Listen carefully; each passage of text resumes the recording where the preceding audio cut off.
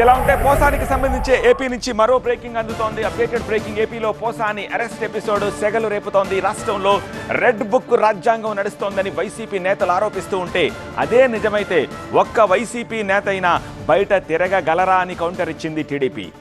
పోసాని ఎవరు రాసిచ్చిన స్క్రిప్ట్ చదివినా సరే శిక్ష అనుభవించాల్సిందేనంటున్నారు కూటమి నేతలు. పోసాని చుట్టూ బిగుస్తున్న ఉచ్చు. ఏపీలో మొత్తం 17 కేసుల నమోదు.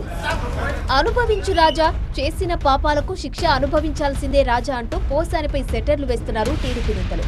తప్పు చేస్తే ఎంతటి వారైనా చట్టం నుంచి తప్పించుకోలేరని ఏపీ హోంశాఖ మంత్రి వంగలపూడి అనిత హెచ్చరించారు. సమాజంలో విద్వేషాలు రెచ్చగొట్టేలా మాట్లాడే వారిని ఎట్టి పరిస్థితులలో ఉపేక్షించబోమన్నారామె. స్క్రిప్ట్ ఎవరు చదివినా శిక్ష అయితే అతనికే కదా పడుతుంది. అనుభవించే రాజా ఆయనే కదా, ఏదైనా చదవచ్చు. అనుభవించే రాజా ఆయనే కదా అవుతున్నాడు. అంతకుముందు ఏపీలో కూటమి ప్రభుత్వం రెడ్ బుక్ రాజ్యాంగాన్ని అమలు చేస్తుందని ఆరోపించారు వైసీపీ నేత గుడివాడ అమర్నాథ్. వైసీపీ నేతలపై కక్షగట్టి జైలుకు పంపుతున్నారన్నారు.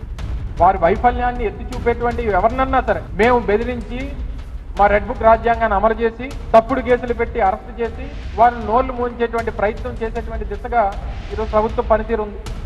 గుడివాడ అమర్నాథ్ వ్యాఖ్యలకు కౌంటర్ ఇచ్చారు హోంమంత్రి అనిత. నిజంగా ఏపీలో రెడ్ బుక్ రాజ్యాంగం అమలైతే చాలా మంది వైసీపీ నేతలు జైల్లో ఉండేవారన్నారామె. చట్టం ఎవరి చుట్టం కాదన్నారు. తప్పు చేసిన వారు శిక్ష నుంచి తప్పించుకోలేరన్నారు. పోసాని మాట్లాడిన మాటలకు రాష్ట్ర వ్యాప్తంగా 17 కేసులు నమోదయ్యాయన్నారు హోంమంత్రి. ఒకటి మాత్రం చాలా క్లియర్గా గుర్తుంచుకోవాలి, ఇది మీ గవర్నమెంట్ కాదు. నోటుకొచ్చినట్టు బూతులు మాట్లాడతాము, నోటుకొచ్చినట్టు ఏది మాట్లాడినా చెల్లుబాటు అయిపోతుంది, మమ్మల్ని ఆవిడ ఏమి చేయలేడు అనుకునే గవర్నమెంట్ కాదు. మరోవైపు పోసాని మురళి కస్టడీ, బెయిల్ పిటిషన్లపై సోమవారం విచారణ జరగనుంది. ఆయనకు బెయిల్ మంజూరు చేస్తారా లేదా కస్టడీకి ఇస్తారా చూడాలి మరి.